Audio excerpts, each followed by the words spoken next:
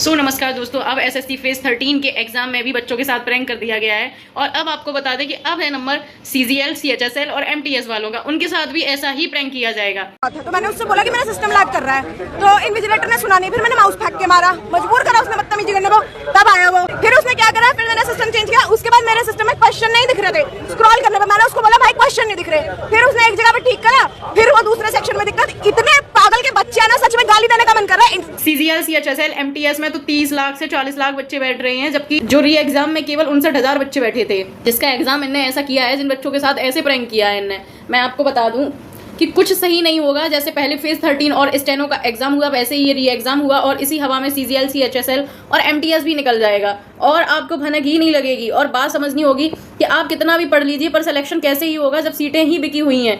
अब वैसे तो ये बात सही है कि ऐसा नहीं है कि ये सिस्टम 15-20 दिनों में बिल्कुल सही हो जाएगा, पर बात ये भी है कि लाखों बच्चों का भविष्य बर्बाद हुआ है, उसका भुगतान कौन करेगा। बात यह है कि इस सिस्टम को सुधारने की कोशिश नहीं हो रही है। आप नॉर्मल सी चीज़ समझिए, सच्चाई के लिए मांग उठा रहे थे हमारे टीचर्स आपस में ही लड़ बैठे। अगर यही टीचर्स यूनिटी से रहते, कोई आपस में झगड़ा ना करता, तो किसी परमिशन की जरूरत ही नहीं थी। क्योंकि हम भारत में रह रहे हैं, हम पाकिस्तान के लोग तो नहीं हैं जो इंडिया में रह के अपने सही चीज़ के लिए आंदोलन नहीं कर सकते हैं। तो नॉर्मल सी बात है, अगर सब टीचर इकट्ठे होते तो हमें किसी भी परमिशन की कोई लीगली जरूरत ही नहीं पड़ती। अंग्रेज के शासन की परमिशन चाहिए। हम लोग गर्दनी में गए थे, परमिशन था, सही में नहीं था, सही बता रहे हैं। अभी वो जाके देख लो, नहीं था। पाकिस्तान में है क्या वो जगह?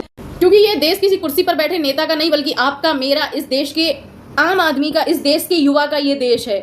नॉर्मल सी बात है कि अगर टीचर्स आपस में ही ना लड़ते तो आज उनके साथ लाखों स्टूडेंट खड़े होते और बहुत सारे स्टूडेंट्स का भरोसा उठ गया है टीचर्स पे। वैसे शिकायत तो मेरी आप लोगों से भी है कि किसी की बातों में आकर, किसी भी टीचर्स की वीडियो देखकर या किसी भी लोगों की वीडियो देख के आप इस टीचर्स पे उंगली उठाते हैं, कभी उस टीचर्स पे उंगली उठाते हैं। किसी भी टीचर्स को गाली देने से पहले आप उसके बारे में पूरा पता तो कर लीजिए। आपको आधी इन्फॉर्मेशन लेके सबके कमेंट में घुस जाते हैं और दे गाली, उससे क्या फर्क पड़ता है? किसी को फर्क पड़ता है कुछ? एसएससी के इस मुद्दे में हमने देख लिया कि इस देश के नेताओं से तो न्याय की उम्मीद रखनी ही नहीं जा सकती। एसएससी की टीचर्स के लिए डीओपीटी की तरफ से भी ट्वीट आ गया है कि ये लोग अपने स्वार्थ के लिए ये प्रोटेस्ट करवा रहे हैं। मतलब टीचर्स अपने स्वार्थ के लिए प्रोटेस्ट करवा रहे हैं। वाह! पर क्या डीओपीटी की तरफ से या किसी नेता की तरफ से ये बयान आया कि हम उनके खिलाफ एक्शन लेंगे जो एग्जाम सेंटर्स पे बच्चों को पिटवाते हैं, जिन एग्जाम सेंटर्स की वजह से बच्चे पेपर नहीं दे पा रहे हैं?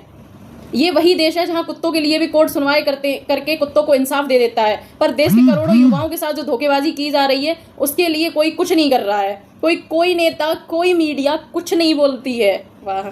आप मुझे बताइए कि क्या किसी को भी पता है फेज 13 का री एग्जाम 59,000 बच्चों का हुआ? इन 59,000 बच्चों को किस बेसिस पर छांटा गया था?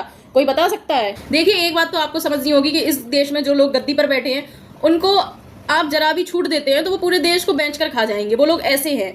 मैं आपको बता दूं हकीकत तो, जो मेरे को अपने पॉइंट ऑफ व्यू से लगता है। बाकी मैं किसी के पॉइंट ऑफ व्यू को जज नहीं कर रही हूँ, मैं किसी के पॉइंट ऑफ व्यू से नहीं बोल रही हूँ, मैं अपने पॉइंट ऑफ व्यू की बात कर रही हूँ। खैर, आपसे यही उम्मीद है मुझे कि जब तक हमें इंसाफ नहीं मिलता आप उस मुद्दे को ठंडा नहीं होने देंगे। और बाकी आप वीडियो को शेयर करें ना करें वो आपकी मर्जी है, लेकिन मेरा यही फिर से कहना है कि अगर आप हमारा साथ देंगे तो हो सकता है हमारी आवाज़ से वो लोग दबें। खैर, आपको वीडियो कैसी लगी आप कमेंट करके ज़रूर बताएं, और अगर वीडियो पसंद आई हो तो हमारे चैनल को भी सब्सक्राइब ज़रूर करें।